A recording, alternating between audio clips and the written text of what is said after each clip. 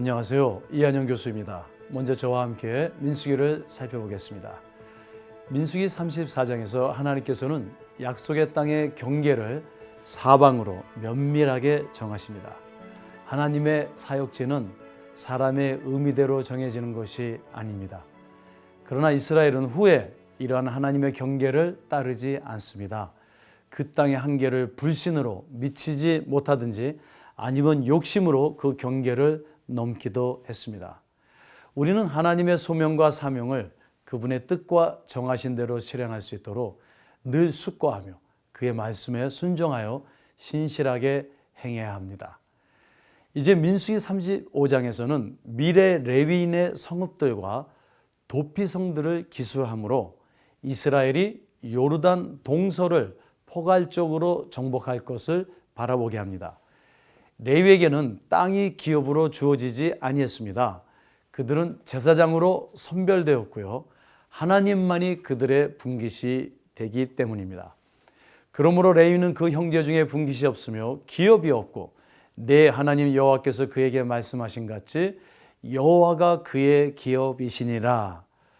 그러나 그들이 거할 수 있는 성읍들은 전국의 도피성 6개를 포함해서 총 48개임을 우리가 알 수 있습니다. 이러한 분포는 야훼세 여호와의 분깃이 이스라엘 모든 지파를 포함하고 있음을 상징합니다. 이러한 전면적인 레위인들의 분포는 가나안 땅의 완전한 정복을 예고할 뿐만 아니라 그 정복의 주요 목적을 반영해 줍니다. 바로 그 땅은 제사장 나라와 거룩한 백성이 세워질 땅이라는 것입니다. 따라서 그 거룩한 땅은 피로 더럽혀져서는 안 됩니다. 도피성은 무죄한 살인자의 피를 흘리지 못하도록 그를 보호함으로 땅의 정결을 유지하는 중요한 상징적 기능을 가집니다. 마지막으로 민수기를 마무리하는 절정의 36장은 우리의 기대와는 달리 멋진 이야기가 아니라 전혀 예상치 못한 27장에서 잠시 언급되었던 슬로브앗의 딸들의 상속 이야기로 마무리됩니다.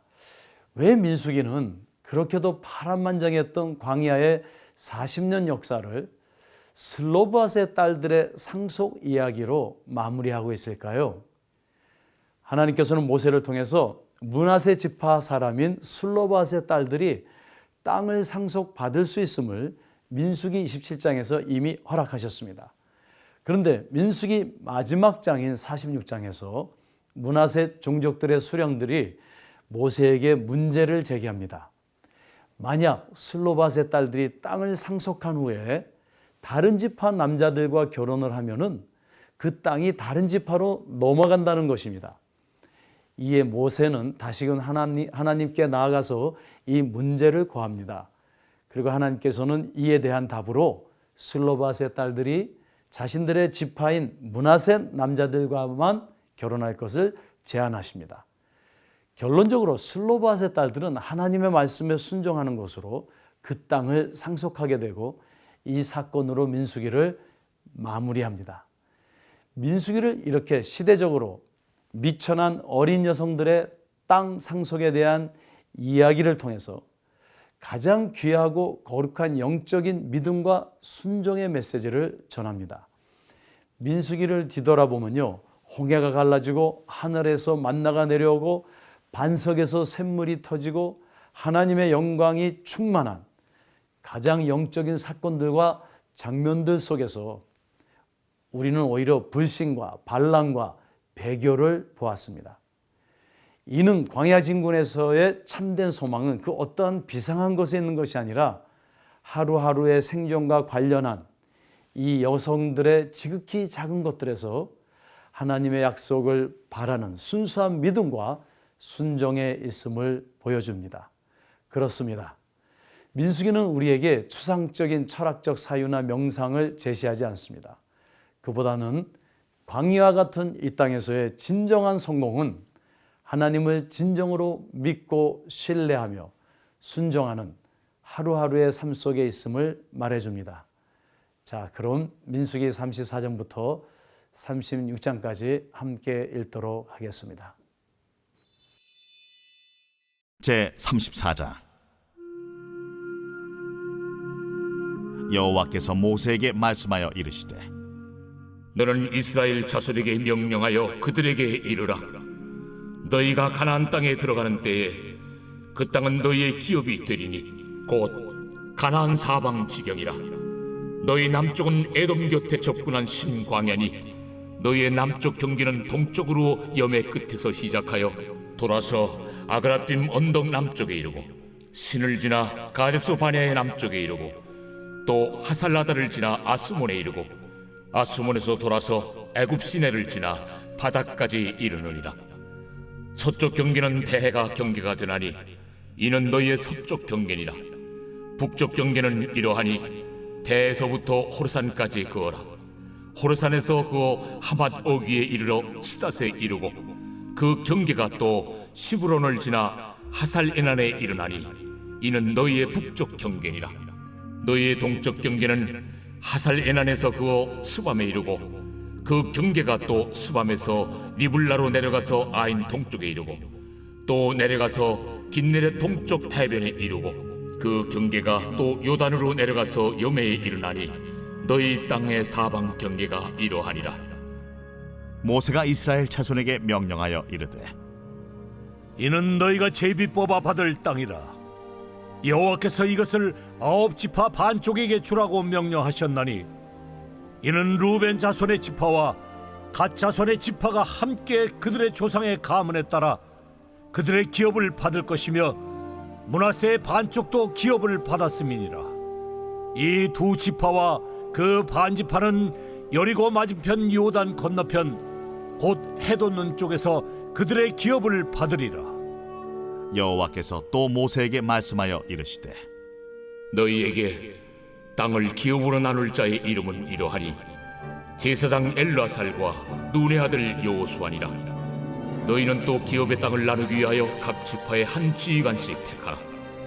그 사람들의 이름은 이러하니 유다 지파에서는 여분네 아들 갈렙이요 시몬 지파에서는 암미우스의 아들 수멜이요 베냐민 지파에서는 기슬론의 아들 엘리다시요 단 자손 지파에서는 지휘관 요굴리 아들 붓기요 요셉 자손 중 므낫세 자손 지파에서는 지휘관 에봇의 아들 한니엘이요 에브라임 자손 지파에서는 지휘관 십단의 아들 그무엘이요 스불론 자손 지파에서는 지휘관 바르나게 아들 엘리사반이요 이사갈 자손 지파에서는 지휘관 아산의 아들 발디엘이요 아셀 자손 지파에서는 지휘관 슬루미의 아들 아히우시요 납달리 자손 지파에서는 지휘관 암미우스의 아들 부다헬이니라. 이들이 여호와께서 명령하사 가나안 땅에서 이스라엘 자손에게 기업을 받게 하신 자들이니라. 제 35장. 여호와께서 여리고 맞은편 요단강과 모압 평지에서 모세에게 말씀하여 이르시되 이스라엘 자손에게 명령하여 그들이 받은 기업에서 레위인에게 거주할 성읍들을 주게 하고 너희는 또 그 성읍들을 두르고 있는 초장을 레위인에게 주어서 성읍은 그들의 거처가 되게 하고 초장은 그들의 재산인 가축과 짐승들을 둘 곳이 되게 할 것이라. 너희가 레위인에게 줄 성읍들의 들은 성벽에서부터 밖으로 사방 1000규빗이라. 성을 중앙에 두고 성밖 동쪽으로 2000규빗, 남쪽으로 2000규빗, 서쪽으로 2000규빗, 북쪽으로 2000규빗을 측량할지니 이는 그들의 성읍에 들이며 너희가 레위인에게 줄 성읍은 살인자들이 피하게 할 도피성으로 6성읍이요 그 외에 42성읍이라. 너희가 레위인에게 모두 48성읍을 주고 그 초장도 함께 주되 너희가 이스라엘 자손의 소유에서 레위인에게 너희가 성읍을 줄 때 많이 받은 자에게서는 많이 떼어서 주고 적게 받은 자에게서는 적게 떼어줄 것이라. 각기 받은 기업을 따라서 그 성읍들을 레위인에게 줄지니라. 여호와께서 또 모세에게 말씀하여 이르시되 이스라엘 자손에게 말하여 그들에게 이르라. 너희가 요단강을 건너 가나안 땅에 들어가거든 너희를 위하여 성읍을 도피성으로 정하여 부지 중에 살인한 자가 그리로 피하게 하라. 이는 너희가 복수할 자에게서 도피하는 성을 삼아 살인자가 회중 앞에 서서 판결을 받기까지 죽지 않게 하기 위함이니라. 너희가 줄 성읍 중에 6을 도피성이 되게 하되 3성읍은 요단 이쪽에 두고 3성읍은 가나안 땅에 두어 도피성이 되게 하라. 이 6성읍은 이스라엘 자손과 타국인과 이스라엘 중에 거류하는 자의 도피성이 되리니 부지 중에 살인한 모든 자가 그리로 도피할 수 있으리라.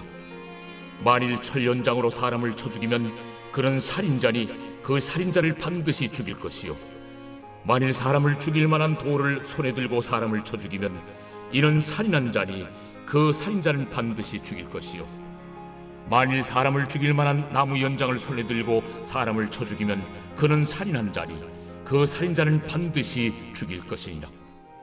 피를 보복하는 자는 그 살인한 자를 자신이 죽일 것이니 그를 만나면 죽일 것이요, 만일 미워하는 까닭에 밀쳐 죽이거나 기회를 엿보아 무엇을 던져 죽이거나 아기를 가지고 손으로 쳐 죽이면 그 친자는 반드시 죽일 것이니 이는 살인하였음이라.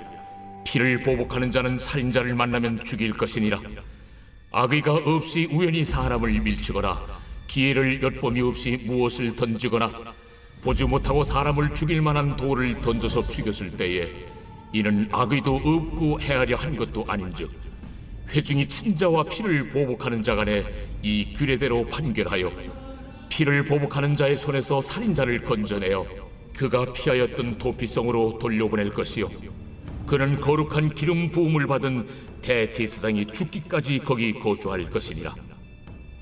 그러나 살인자가 어느 때든지 그 피하였던 도피성 지경 밖에 나가면 피를 보복하는 자가 도피성 지경 밖에서 그 살인자를 만나 죽일지라도 피 흘린 죄가 없나니 이는 살인자가 대제사장이 죽기까지 그 도피성에 머물러야 할 것이니라. 대제사장이 죽은 후에는 그 살인자가 자기 소유의 땅으로 돌아갈 수 있느니라. 이는 너희의 대대로 거주하는 곳에서 판결하는 규례라. 사람을 죽인 모든 자 곧 살인한 자는 증인들의 말을 따라서 죽일 것이나 한 증인의 증거만 따라서 죽이지 말 것이요, 고의로 살인죄를 범한 살인자는 생명의 속전을 받지 말고 반드시 죽일 것이며, 또 도피성에 피한 자는 대제사장이 죽기 전에는 속전을 받고 그의 땅으로 돌아가 거주하게 하지 말 것이니라. 너희는 너희가 거주하는 땅을 더럽히지 말라. 피는 땅을 더럽히나니 피 흘림을 받은 땅은 그 피를 흘리게 한 자의 피가 아니면 속함을 받을 수 없느니라. 너희는 너희가 거주하는 땅 곧 내가 거주하는 땅을 더럽히지 말라. 나 여호와는 이스라엘 자손 중에 있음이니.